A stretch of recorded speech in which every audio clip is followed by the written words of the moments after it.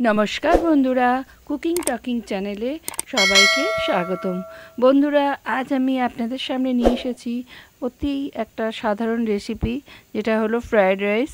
আর এই fried rice তৈরি করেছি আমি যে কোনো নর্মাল আপনারা বাড়িতে যে চালের ভাত খান, রোজ রেগুলার যে চালের ভাত খান, সেই চালের দিয়েই এই ফ্রায়েড রাইস আমি তৈরি করেছি। এর জন্য নিয়ে নিয়েছি দেখুন কয়েকটা সবজি, গাজর, বিনস আর ক্যাপসিকাম এরম লম্বা লম্বাভাবে কেটে নিয়েছি। দেখুন, কেটে নিয়ে সেগুলো হালকা করে হোয়াইট অয়েল দিয়ে আর নুন দিয়ে একটু ভাপিয়ে নেব। আর এই ফ্রায়েড রাইসটা আপনারা যে কোনো চালের করতে পারেন, আপনাদের বাড়িতে যে চালের ভাত খান সেই চালেরই করতে পারেন, না হলে বাসমতি চাল বা অন্য যে ফ্রায়েড রাইস তৈরি করার যে কোনো যে ভালো চাল আছে সেগুলোও করতে পারেন। তো আমি রেগুলার চালের আজকে রেসিপিটা দেখাচ্ছি। এরপর দেখুন ভাজা হয়ে গেছে। এরপর আমি একটু বাঁধাকপি কোচানো দিয়ে দিলাম এর ওপর। এই শীতের মরশুমে ফ্রায়েড রাইস, এই ফ্রায়েড রাইসে যদি একটু বাঁধাকপি দেওয়া যায় তার টেস্টটা আর একটু বেড়ে যায়। বন্ধুরা, আপনারাও এইভাবে বাঁধাকপি দিয়ে করতে পারেন। আর একটা জিনিস যেটা দেখুন, পেঁয়াজ কলি, এগুলোকে সাইডে দিয়ে একটু একটু হোয়াইট অয়েল দিয়ে পেঁয়াজ কলিটাকেও এইভাবে সাইডে ভেজে নিলাম। সময়টা একটু কম লাগবে, আলাদা আলাদা করে ভাজতে গেলে সময়, তেল দুটোই বেশি লাগে। সেই জন্য আমি কম তেল দিয়ে, যারা কম তেল খান, কম তেলের মানে খেয়ে পছন্দ করেন, তাদের জন্য বলছি এইভাবে আপনারা কম তেল অথচ খুবই টেস্টি এক ফ্রায়েড রাইস বানাতে পারেন। এবার লঙ্কা কুচি দেখুন, কাঁচির সাহায্যে লঙ্কা কুচিয়ে দিলাম হালকা একটু ঝাল আনার জন্য। একটাই দিচ্ছি, আপনারা আপনাদের টেস্ট মতো ঝালটা দিতে পারেন। এবার এইগুলো ভালো করে ভেজে নিতে হবে।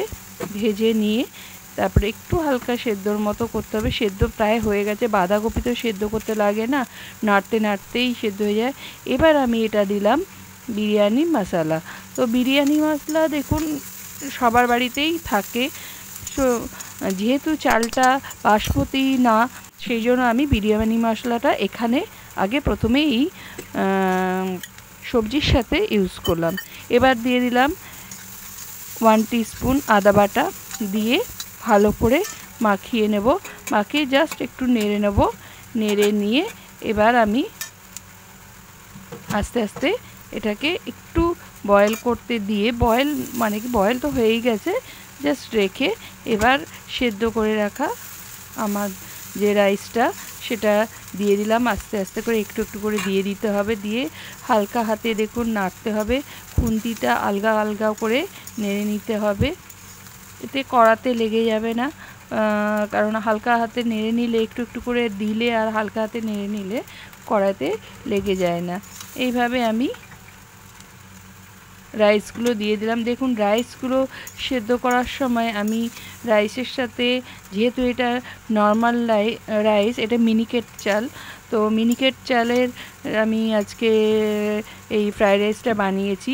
তো সেই জন্য আমি সেদ্ধর সময় ভাতের সাথে, মানে যখন ভাত হচ্ছিল সেদ্ধর সময় গোটা গরম মশলা দিয়ে দিয়েছিলাম। এই দেখুন ভেজে রাখা ডিমও দিয়ে দিয়েছি এতে একটু। আর যেটা বলছিলাম, সেদ্ধ করার সময় তেজপাতা, গোটা গরম মশলা, যেখানে দারচিনি, লবঙ্গ, এলাচ থাকে, সেটা দিয়েছিলাম। আর দিয়েছিলাম একটু নুন, দিয়ে সেদ্ধ করে দিয়েছিলাম। আর একটু হোয়াইট অয়েল দিয়েছিলাম যাতে ঝরঝরে থাকে। এবার আমার দেখুন বিরিয়ানি মশলা এরপর আর একটু দিলাম, আর দিলাম 1 টিস্পুন ঘি। ব্যাস আমার সব জিনিসই দেওয়া হয়ে গেছে। ফ্রায়েড রাইস মোটামুটি 5 মিনিটে আপনি রান্না করে নিতে পারেন, যদি কাটাকুটি সব থাকে তাহলে খুব বেশি সময় লাগে না। এই দেখুন দিয়ে আমি একটু ঢাকা চাপা দিয়ে, দেখুন আমার ফ্রায়েড রাইস রেডি হয়ে গেছে। এবার এই ফ্রায়েড রাইসের সাথে আপনি যে কোনো কিছুর সাথে খেতে পারেন। আর বন্ধুরা, কেমন লাগলো রেসিপিটি জানাবেন, কমেন্ট বক্সে লিখে জানাবেন। আর আমার চ্যানেলটিকে সাবস্ক্রাইব করার অনুরোধ রইল। দেখুন আমি সাজিয়ে নিয়েছি চিলি চিকেন আর স্যালাডের সাথে। আপনারাও এরকম রেগুলার চাল দিয়ে ফ্রায়েড রাইস বানাতে পারেন, এবং যেটা খুবই হেলদি হয় এবং টেস্টিও হবে অবশ্যই। আজ এই পর্যন্ত, নমস্কার।